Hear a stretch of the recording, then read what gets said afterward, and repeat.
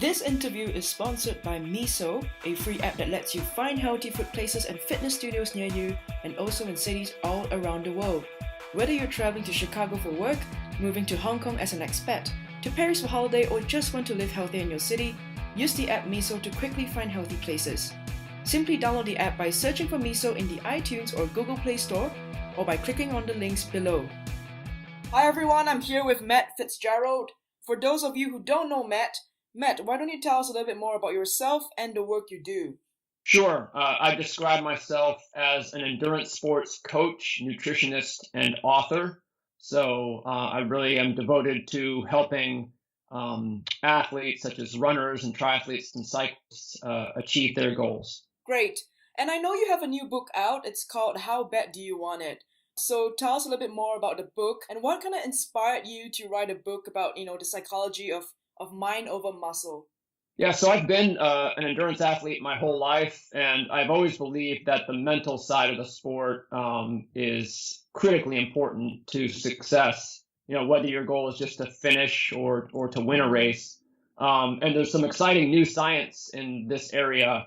There's a new model of endurance sports psychology called the psychobiological model, which is a mouthful, but it's really just based on the discovery that endurance athletes actually never are able to reach their ultimate physical limits in competition because they always encounter psychological limits first, namely the limit for how much suffering they can tolerate.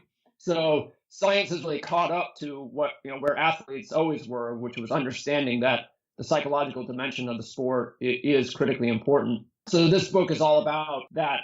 It's largely, I deliver the science through storytelling. So I give lots of examples of kind of household name endurance athletes who've gone through major challenges and overcome them through various psychological coping skills. And then the science is kind of interwoven into those stories to make it easier to understand and digest. Interesting. And how long did it take you to write this book? About a year. A lot of it, when I write a book, a lot of it is sort of behind the scenes when I just am developing an idea. And so there's no writing that happens for a while. But once I've gotten to the point where I know exactly what I want to do and I sit down and start filling up those empty pages, it takes usually about a year. And back in 2014, you actually wrote a book about diet cults.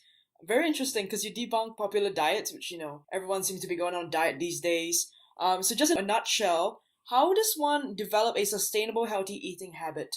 I think, probably the number one key to success that I've seen, just in working with individual athletes is what I call the principle of minimal disruption.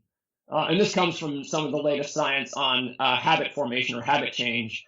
And all that really means is that if you're trying to improve your diet or change any other health habit, your chances of succeeding are going to be greater if you don't try to start over. And too many people, when they decide they want to change their diet, they just throw out their current way of eating and start over with some, fad diet or whatever. And often what ends up happening is they don't really like the new way of eating. And it's really unnecessary. So a better way to approach it is not I need to replace my diet, but I need to improve my diet. No matter how bad your diet is, there are probably some things about it that you can keep and that maybe you should keep because they're familiar and you enjoy them. And one thing you'll notice about people who do eat healthy and are able to sustain that is that they're not worrying about food all the time. They're not stressed. It's very comfortable and they enjoy it. And that's the point you need to get to. And that principle of minimal disruption will help you get to that point. Interesting. What is your own training and what's your own diet like? Because I'm sure everyone wants to know what a coach eats and how does he train? Right. So actually, I have a new book coming out soon that's called The Endurance Diet. That's all about, I spent a year traveling all around the world studying the diets of elite endurance athletes and looking for common patterns. And my diet is really much like theirs. And the shortest description of how elite endurance athletes eat is a high quality version of a culturally normal diet. So, Kenyan runners, they eat like Kenyans, Canadian cross-country skiers eat like Canadians, but there are some common features. And they tend to they eat everything, so they don't exclude entire food groups. They do allow themselves treats, but, they unhealthy treats, but they account for a small portion of the diet. It's very balanced and varied. There's definitely things are skewed towards high quality options. So most of the grains are whole grains. the meats are unprocessed, and that's what my diet is like. If you follow me around for a day, you wouldn't necessarily notice anything that looked, un-American.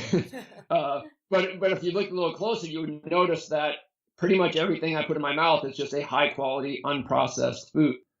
Right. So no bacon, no burgers, or do you actually have those stuff?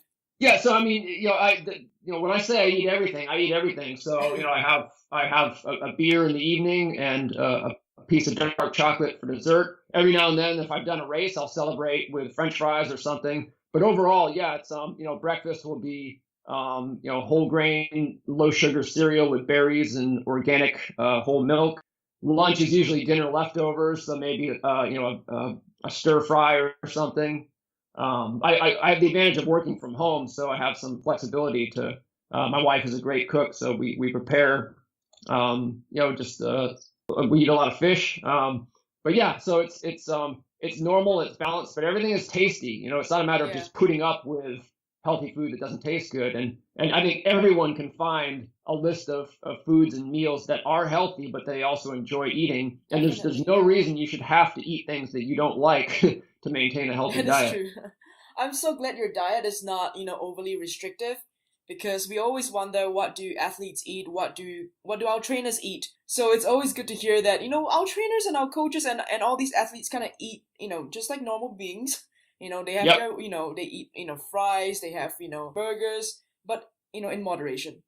So it's really nice to hear from you, and I'm so glad to speak to you, just to kind of, hear what you have to say about your own diet, your own training. Thank you so much for your time, Matt. You're very welcome. Okay, take care, Chrys. Take care. Bye. Bye. Hi guys, this is Chrys again. Don't forget to keep tuning in for more podcast interviews with health, fitness, and wellness experts. If you have a feedback or question for today's episode, get in touch with me at hello@givememiso.com.